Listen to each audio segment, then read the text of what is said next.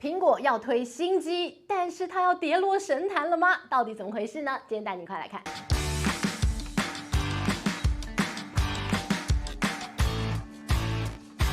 嗨，大家好，我是治愈。今天想跟大家来聊聊的是华为中国国产手机到底是怎么样把苹果踢落神坛？听起来你会觉得哇天方夜谭吧？但是我们来看看，这应该算是一个好的开始。好，首先呢，我们来看到这个苹果的它的新手机在9月9号。就要登场，那这只手机呢，当然是众望所归。大家觉得哇哦，这将会是这个 Apple 手机第一支有 AI 功能，听起来很厉害。听说那个 Siri 啊，哇，变得好聪明。你可以跟他告诉他说，把我那个昨天拍的那张跟狗狗玩的照片，帮我把它寄给我老公，他就帮你搞定了，你就觉得哦，好神奇，好聪明的 Siri 哟。好，那这样的一个 AI 功能当然是最基础，所以呢，这支 iPhone 16啊，它将会是一支它的一个硬体设备好了，有 AI 的一个这个基础建设在里头。但是呢，在软体的部分，可能要到2025年、2026年才会有更多的 AI 的一些落地的应用功能会继续的更新在手机当中。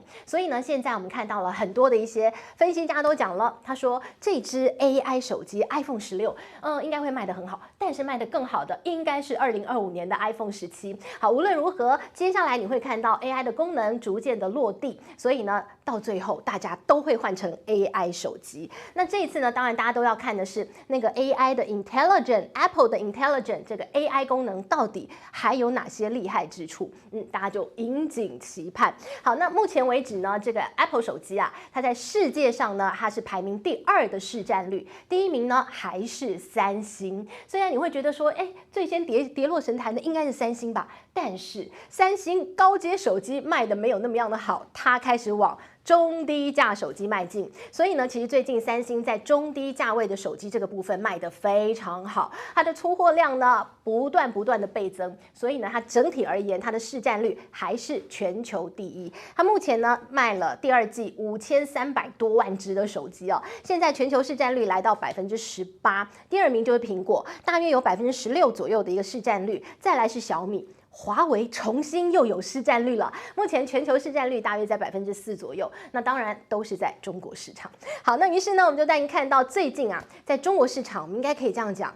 中国市场现在对苹果又爱又恨。消费者呢还是觉得苹果手机很不错，但是呢，现在又有另外一群的消费者，民族自信心爆表，而且觉得你们这些苹果欺负我们中国人，这孰可忍孰不可忍。所以你感觉到那种氛围啊。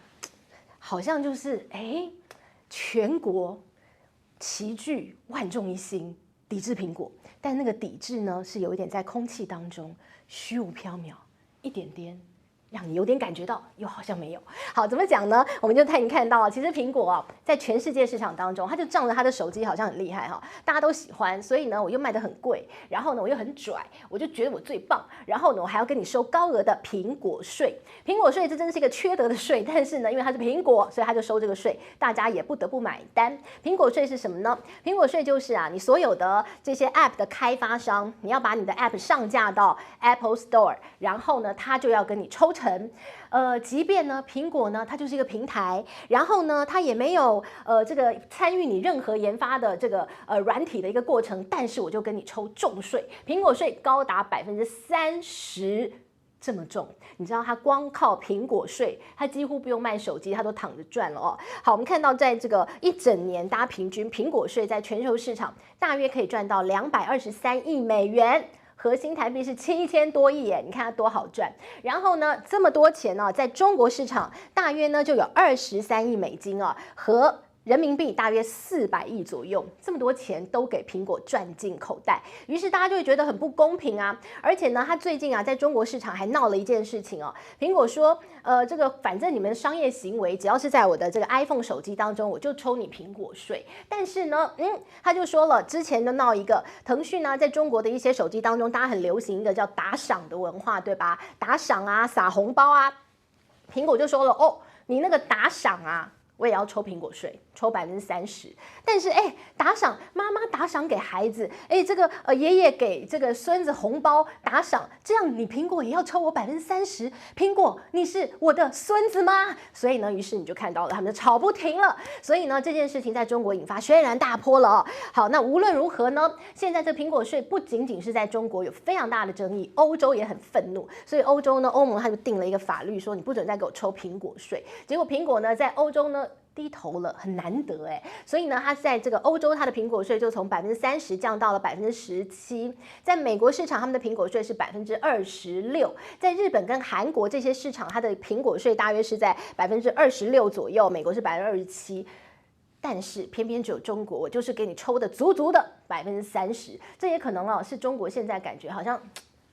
我就抵制你啊！你对我这么坏，然后我还要让你赚我人民币，大家都在那边买 iPhone， 我就觉得好像哪里不对一样哦。于是乎呢，我们就带您看到现在苹果好像在中国市场我们可以看到它接下来到底会不会抵制。但是呢，现在中国队自己要好好的团结起来，对吧？所以呢，你就看到了现在他们的一个支付系统已经开始慢慢的要来一个大融合了哦。过去呢，支付宝就是支付宝，微信支付，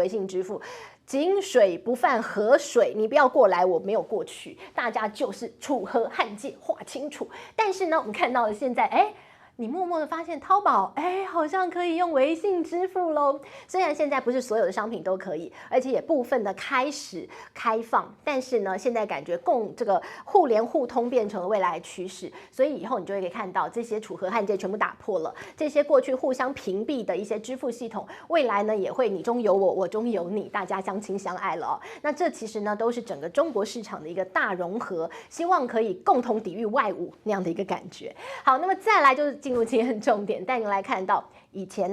当华为还没有被制裁的时候，还没有被这个美帝这个美国用各种国家的力量来封堵它的一个科技进展的时候，那个时候的华为几乎快要打败苹果。但是呢，那时候华为不止打败苹果它是差点打败三星，变成了全世界市占第一但是呢，曾几何时，现在的这个华为这个感觉已经是一个巨人被踢倒又重新在他的祖国又现在慢慢站起来，现在感觉好像已经一只脚站起来，另外一只脚快要站起来了哦。好，就让你看，华为即将同样的在苹果发表 iPhone 16的同一天，直接跟你 PK， 同一天我们来强碰，看看谁的新机比较厉害。华为也要发表它的新手机是折叠机。而且这个折叠机跟三星的折叠不一样，三星折的有这样折的，有这样折的，但是呢，现在的这个华为它要3折然后呢，已经被大家发现了，余承东他已经拿他3折手机在滑了老半天了大家就说哇好厉害哦，华为的科技的确呢，常常都是那个时代的创新者，但是呢，苹果好像就总是躺赢，然后被人家笑说你就是挤牙膏，没有什么新意的一只手机哦。那这一次呢，这只华为的3折叠的手机它呢就是用的是麒麟9的系列那这个系列呢，据说它的这个处理器也是蛮快的哦。然后呢，另外呢，我们看到了他还说这只手机呢，以前大家觉得要到6G 好像才可以有这所谓的这个天地空地下这样的一个方式所以呢，就是看到了这只手机呢，未来可以在空中，然后在地面、在地下都可以用到。现在是5.5G 就可以办到了。所以呢，华为这只手机其实呢，目前为止因为有一些间谍照传出来，规格的部分在中国也已经披露了，所以大家都说这只手机呢，应该是可以把苹果踢下神坛。但是重点来了，苹果人家是 AI 手机那华为呢？现在的这个 AI 发展又是如何呢？现在看起来似乎好像还是有一点追不上，但是呢，在完全的技术被封堵的状况底下其实应该已经要给华为拍手了啦。我们来看到现在大家说拿不到辉达的晶片，他们拿华为的升腾系列的 AI 晶片。那很多的一些中国的厂商因为买不到辉达嘛，就买这个升腾的这样的一个 AI 晶片，但是用了之后就觉得它的一个运算的效率没有辉达晶片来的那么样的好。那还有另外一个问题是软体的问题，因为辉达除了卖给你这个晶片之外呢，它还有一个平台。那这个辉达的平台叫做 CUDA 平台呢，其实是这个很好，很棒。但是呢，现在的这个华为它也推出一个平台，叫做 Can 这个平台。那这个平台据说啊，真的非常之难用啊，难用到每一个客户都说：“哦，我的妈呀，你拜托怎么那么烂啊？那个晶片很不错，但是你那平台也太烂了吧？”所以呢，那个平台整个拖累了这个升腾的晶片它的一个这个运算的速率。所以怎么办呢？